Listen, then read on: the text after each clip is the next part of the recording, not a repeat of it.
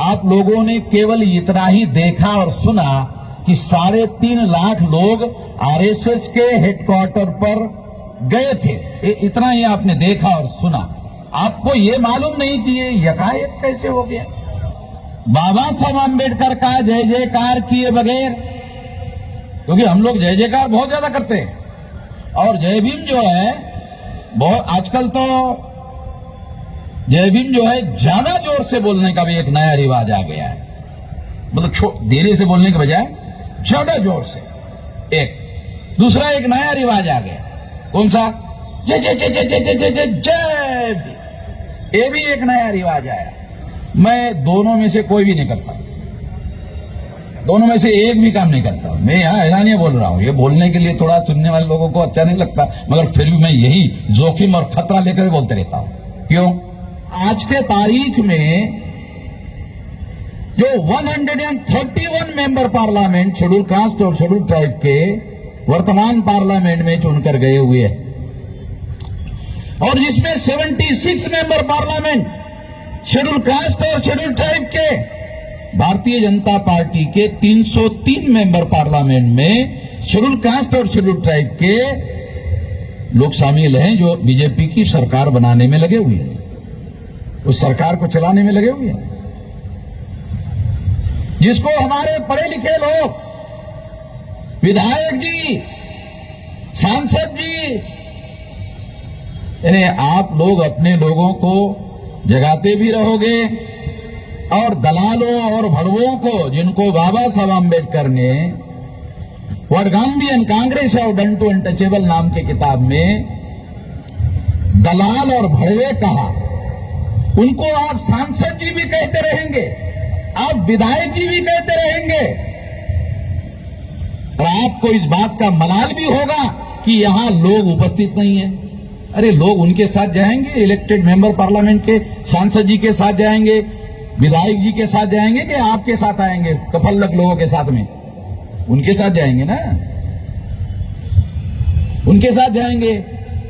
जब तक आप उन दलालों और भड़वों के बारे में, जिनको बाबा साहब आम्बेडकर ने what Gandhi and Congress have done to untouchable में दलाल और भड़ुआ कहा, आप कह सकते हो? जो बाबा साहब आम्बेडकर ने लिख कर रखा वो कहने की भी आप लोग जरूरत नहीं करते हो, तो लोग जागृत कैसे होंगे? उनसे लोग कटेंगे तो यहां मैदान में आएंगे, उनसे जुड़े रहेंगे तो आपके मैदान में कैसे आएंगे? और क्यों आएंगे? सांसद के पास जाएंगे ना, विधायक के पास जाएंगे, आपके पास क्या आएंगे? क्या है? अगर आपने पुलिस चौकी में टेलीफोन किया तो पुलिस चौकी वाला आपकी सुनता नहीं है, उसकी सुनता तो है कम से कम सांसद की और विधायक की, उसके साथ जाएंगे।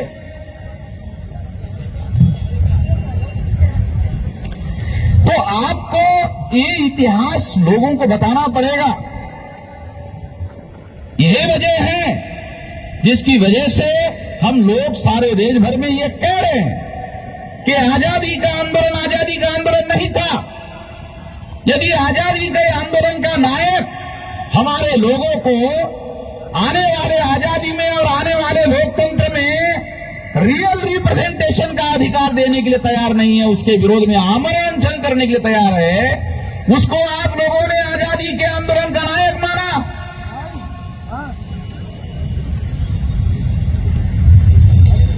उसको नंगा करना पड़ेगा। वैसे तो वो आधा नंगा ही है, थोड़ी आधी कोशिश करनी पड़ेगी, ज्यादा कोशिश नहीं करनी पड़ेगी। आधी कोशिश करने के लिए भी आप राजी नहीं है। आप अपने लोगों को इसके लिए जागृत नहीं करोगे तो आपके साथ जो उनके साथ लगे हुए हैं, अरे आपके साथ आएंगे कैसे जब तक उनसे आप लोग अलग नहीं करोगे? उनसे उनको अलग करना पड़ेगा तो फिर ये मैदान भरेगा। क्यों नहीं भरेगा? ये मैदान कि मैंने अधिकारियों को पूछा भाई कितने भर सकते हैं, तो आधा ही रख दिया, अभी तो ये तो पूरा रखा ही नहीं। मैंने अभी आते आते पूछा, अरे ये तो मैं अभी बुक करने वाला था ये पूरा भरने के लिए, अभी मैं दूसरा कार्यक्रम यहाँ पूरा, मैंने कहा तो थोड़ा आधा ही रह गया। तो यहाँ कार्यक्रम करने का थोड़ा कोई मीनिंग नहीं रहा अभी तो, क्योंकि तो हम लोग जितना इकट्ठा कर सकते हैं तो उसके लिए जगह ही नहीं हो रही है अभी रामलीला मैदान। 2-3 लाख लोग तो हमने आरएसएस के हेडक्वार्टर 3.5 लाख लोग लेकर गए थे। यहाँ तो जगह नहीं है, यहाँ तो 60-70 हजार से ज्यादा लोग नहीं आ सकते। साथियों, मैं आपको ये बताना चाहता हूं कि यदि आजादी का आंदोलन होता तो फिर गांधी जी को हमारे लोगों के मिले हुए अधिकारों के विरोध में आमरण अनशन करने की क्या जरूरत थी? अगर वो हमारे ही मिले हुए अधिकारों के विरोध में छीनने के लिए आमरण अनशन कर रहे थे तो फिर वो आजादी का आंदोलन भी चला रहे थे, वो कैसा चला रहे थे? ये सिंपल सवाल हमारे दिमाग में पड़ना चाहिए। इसलिए साथियों, मैं आपको इतिहास को खंगालना पड़ेगा, और बहुत पुराना इतिहास नहीं, आधुनिक भारत में जहां 1848 से लेकर ये आधुनिक भारत में लड़ाई लड़ी गई है, उसका इतिहास तो कम से कम हम लोग ठीक से समझे। अगर उसका इतिहास ठीक से समझने की कोशिश करेंगे तो फिर हम आजाद भारत में, जो हमें आजादी नहीं मिली है, पुलिस चौकी में हमारा एफआईआर नोंद नहीं होता, भाई आजादी मिली है, क्या आजादी मिली है? हमारे लोगों को आदिवासी इलाके में 500 आदिवासियों को एफआईआर नोंद करने के लिए जाना पड़ता है। जो सुप्रीम कोर्ट कहता है कि ये संवैधानिक अधिकार है, एफआईआर संवैधानिक अधिकार है, वो एक आदमी पुलिस चौकी में जाकर नोंद कर ले तो नोंद होना चाहिए, नहीं होती। काहे की आजादी है?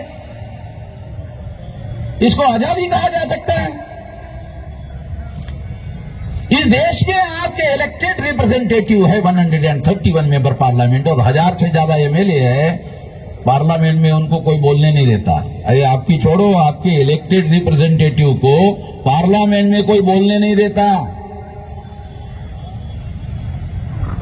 जब आपके इलेक्टेड रिप्रेजेंटेटिव को बोलने नहीं देता कोई, और लोकसभा का सभापति ही उनको रोकता है। हीरालाल परमार का नाम सुना? 82 में संसद में, जब 82 में रिजर्वेशन विरोधी आंदोलन हुआ था गुजरात में, वो संसद में बोलना चाहता था तो सभापति ने कहा, परमार जी, आपकी कांग्रेस पार्टी ने आपका नाम बोलने के लिए नहीं दिया है, आप नहीं बोल सकते। हम बहुत जल्दी भूलने वाले लोग हैं, हमारे पिछवाड़े पे डेली लात पड़ती है, मगर भूलने का हमारा ऐतिहासिक रिकॉर्ड है। हम बहुत जल्दी भूल जाते हैं और फिर नई नई कहानियां हमारे सामने आती रहती है। साथियों, एक तो ये बात हम लोगों को, ये जो 1848 से लेकर 1956 तक का जो आधुनिक भारत का इतिहास है, अगर उसे ही ठीक से समझ लो, बहुत पुराना 2-3 हजार साल का छोड़ो, ये भी अगर इतिहास ठीक से समझ लो और समझकर उसके सबक लेकर अगर आप अपने लोगों को जगाने का काम करो तो लाखों लोग ये मैदान पर इकट्ठा हो सकते हैं। क्यों नहीं हो सकते? तमाम संगठनों के कार्यकर्ता यहां मंच पर इकट्ठा आए हैं, बहुत अच्छी बात है, बहुत खुशी की बात है, मगर ये निश्चित रूप से हम लोगों को दुखी करने की बात है कि यहां 90% कुर्सियां खाली हैं। तो निश्चित रूप से हम लोगों को दुखी हैं। तो जो केंद्र सरकार चलाने वाले बीजेपी और आरएसएस के लोग हैं, क्या मैसेज गया यहां से? बहुत गलत मैसेज गया, बहुत दुखी करने वाला मैसेज गया। उनका हौसला बढ़ता है इस वजह से, हमारे दुश्मनों की हिम्मत बढ़ती है इससे। तो ये हमारी समस्या है और ये समस्या रहेगी। एक तो ये बात मैं आप लोगों को बताना चाहता हूं। दूसरी बात मैं आप लोगों को बताना चाहता हूं, क्योंकि मैं 3 ही बात बोलूंगा। दूसरी बात यह है कि हम लोगों को इस देश में परिवर्तन करने के लिए आंदोलन चलाना होगा। अगर परिवर्तन करने के लिए आंदोलन चलाना होगा तो क्या कोई आंदोलन संगठित शक्ति के बगैर आप चला सकते हैं? क्योंकि आपकी इस देश में तो 6,247 जाति के टुकड़ों में बांटकर इस देश की जो ब्रेमिनिकल सोशल ऑर्डर बनाई गई है, उस व्यवस्था को बदलने के लिए, उस व्यवस्था का परिवर्तन करने के लिए आपको इस देश में आंदोलन चलाना होगा। वो है आपकी मूल समस्या। और इस समस्या का समाधान करने के लिए आपके पास संगठित शक्ति चाहिए। आपके पास संगठनाएं हैं, संगठित शक्ति नहीं। क्योंकि यहां तो हमारे तमाम जो लीडर हैं उन लोगों की संगठनाएं तो है, नहीं है ऐसा थोड़ी है, मगर संगठित शक्ति नहीं है। जब काशीराम जी ने, क्योंकि काशीराम जी ने पहले महाराष्ट्र में काम शुरू किया था, तो महाराष्ट्र के लोग उनको बोलते थे, आप लोगों को मालूम नहीं है क्योंकि हम लोग उस समय काम करने वाले लोग कार्यकर्ता थे तो हमें मालूम है। लोग महाराष्ट्र के उनको क्या बोलते थे कि ये रिपब्लिकन पार्टी के जो टुकड़े हैं उसको आप इकट्ठा करो। काशीराम जी ने नहीं माना, वो बोलते थे कि उन टुकड़ों को इकट्ठा करो, लोग बोलते थे। तो उन्होंने, काशीराम जी ने इस बात को नहीं माना। उनका कहना था कि इनको इकट्ठा करने के लिए मैं जितना समय लगाऊंगा, होगा कि नहीं होगा नहीं बोल सकते, क्योंकि बहुत पहले दूसरे लोग भी कोशिश कर चुके हैं। उससे बेहतर तरीका है जनता को जगाकर इकट्ठा करना। मैं आपको हिस्टोरिकल बात बता रहा हूं, सबूत के आधार पर बता रहा हूं। तो उन्होंने दूसरा रास्ता अपनाया। कौन सा? जनता को जगाकर इकट्ठा करने का। आप लोगों ने नेताओं को इकट्ठा करने का काम किया, अच्छा काम किया, वैसे गलत नहीं है ये, अच्छा काम। जो काशीराम जी ने इसको अच्छा नहीं माना, आप लोगों को थोड़ा हिस्टोरिकल फैक्ट बता रहा हूं, ये रास्ता सही नहीं है, ऐसा काशीराम जी का मानना था। इससे हमारा कुछ होगा नहीं, इसे समाधान नहीं होगा। अभी भी कुछ लोग ये बोल रहे थे, एक लड़की बोल के गई कि अब यहां हमारे संगठनकर्ता नेता लोग इकट्ठा तो हो गए, कल क्या होगा? यकीन नहीं है लड़की का, यकीन नहीं है हमारे लोगों, हमारे ऊपर विश्वास नहीं है लड़की का, तो मैं उसको गलत नहीं मानता। जिस लड़की ने अपनी बात कही उस लड़की को मैं गलत नहीं मानता। तो इसलिए मैं आपको ये बात कह रहा हूं कि काशीराम जी ने महाराष्ट्र के लोगों की बात को नहीं माना और उन्होंने जनता को जगाकर इकट्ठा करने का काम किया, उसमें उनको सफलता मिली। काशीराम जी को उसमें सफलता मिली। अगर काशीराम जी को सफलता मिली तो मुझे लगता है कि ये सफलता हासिल करने वाला रास्ता है, इसको दूसरे लोग भी अपनाकर सफल हो सकते हैं। एक तो ये बात मैं आप लोगों को बताना चाहता हूं, लंबी बात किए बगैर। तीसरी बात, ये तीसरी कहकर समाप्त करना चाहता हूं।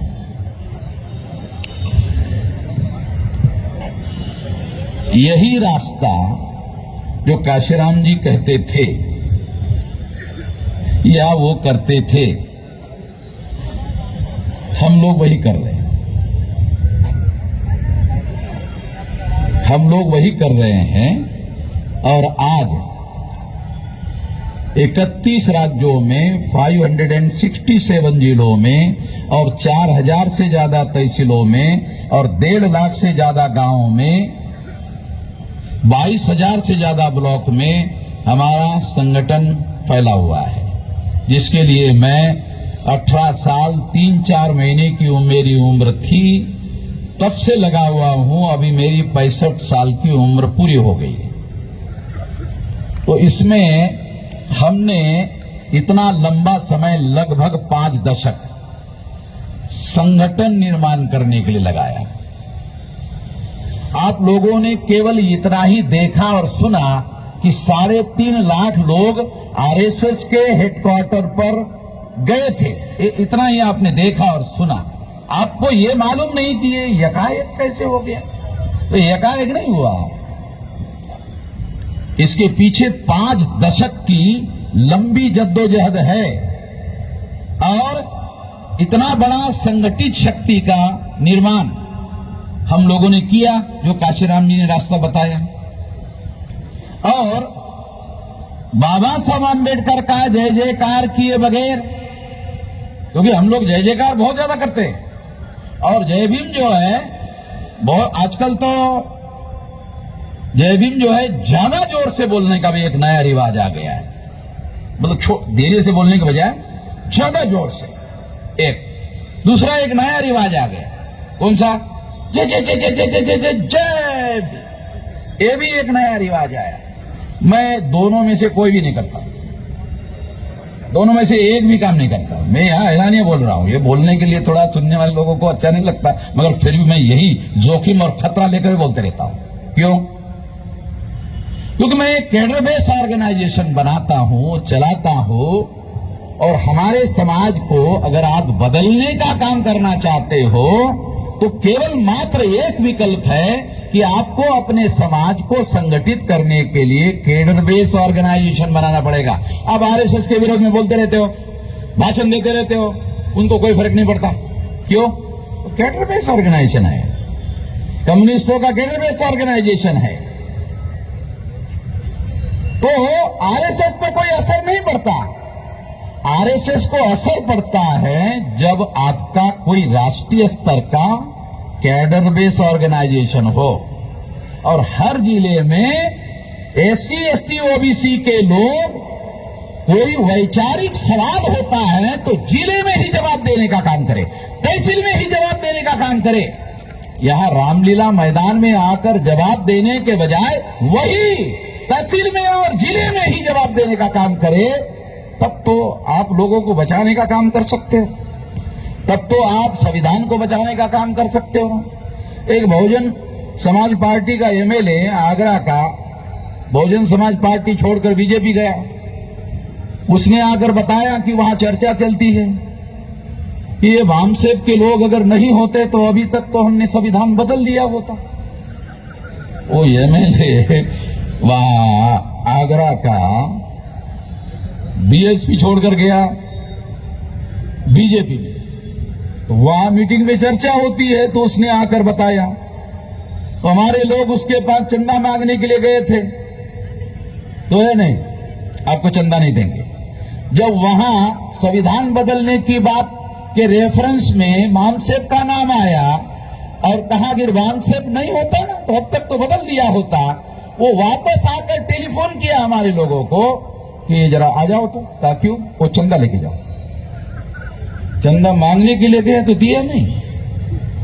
जब उसने अंदर जाके बीजेपी वालों से सुना ना, तब जाकर हमारे आदमी की अकल जो है, ये कौन लड़ रहा है, मैं आपको बताना चाहता हूं, समझाना चाहता हूं कि हमारे समाज की लड़ाई अगर आप वास्तव में लड़ना चाहते हो और बदलना चाहते हो और यहां आकर केवल भाषण नहीं करना चाहते हो, यहां बहुत जोर जोर से अगर मान लो आप भाषण कर लोगे और ये समझ लोगे कि इससे आपका दुश्मन डर जाएगा, आपका दुश्मन पर प्रभाव पड़ेगा, इससे कुछ नहीं होने वाला। बहुत ज्यादा ताकत और बहुत ज्यादा शक्तिशाली लोग हैं और कांग्रेस वाले बीजेपी के विरोध में, बीजेपी वाले कांग्रेस के विरोध में ये बोलते रहेंगे, मगर संसद में गले भी मिलते रहेंगे, संसद में गले भी मिलते रहेंगे। राहुल गांधी को आपने, नरेंद्र मोदी को संसद में गले मिलते हुए देखा होगा, नहीं देखा होगा तो अभी भी यूट्यूब पर अवेलेबल है, देख लेना थोड़ा सा घूम घाम करके। तो मैं आपको ये बताना चाहता हूं कि आपको अपने समाज को परिवर्तन के दिशा में अगर लेके जाना है और व्यवस्था सारे देश भर में फैली हुई है गैर बराबरी की, अन्याय करने वाली गैर बराबरी की व्यवस्था फैली हुई है, तो आपके पास राष्ट्रव्यापी संगठन चाहिए और उस संगठन की संगठन शक्ति चाहिए। उसके आधार पर आप बदलाव का, उसके आधार पर आप परिवर्तन का काम कर सकते हो। यहां भाषण करके बदलाव हो जाएगा, मुझे नहीं लगता कि ऐसा हो सकता है। मुझे इस पर यकीन नहीं है, मुझे इस पर विश्वास नहीं है। भाषण करना गलत है ये नहीं कह रहा हूं, भाषण करना गलत है ये नहीं कह रहा हूं, तो आप लोगों का मिसअंडरस्टैंडिंग हो जाएगा कि भाषण करना ही गलत। नहीं, मैं ये नहीं कह रहा हूं। मैं कह रहा हूं संगठन शक्ति के बगैर भाषण करना, इसका कोई रिजल्ट नहीं निकलेगा। आपके पास संगठन शक्ति चाहिए, फिर उन लोगों के सामने अगर कोई वैचारिक एजेंडा आप रखते हो तो वो लोग गांव गांव तक लेके जाएंगे। अगर ऐसा आपके पास संगठन शक्ति नहीं है तो लोग यहां सुनेंगे और फिर अपने अपने घर चले जाएंगे। वो लोग प्रचारक बनने चाहिए आपके विचारधारा के, और वो गांव गांव में बात को फैलाने वाले होने चाहिए, तब तो ये काम आगे बढ़ सकता है। ऐसा करना होगा। ये तीसरी बात मैं आप लोगों को कह रहा हूं, और मैंने आपको वादा किया था कि 3 ही बात कहूंगा, तो 3 कह दिया और मेरी बात खत्म हो गई, और ज्यादा मैं लंबा नहीं करूंगा। धन्यवाद।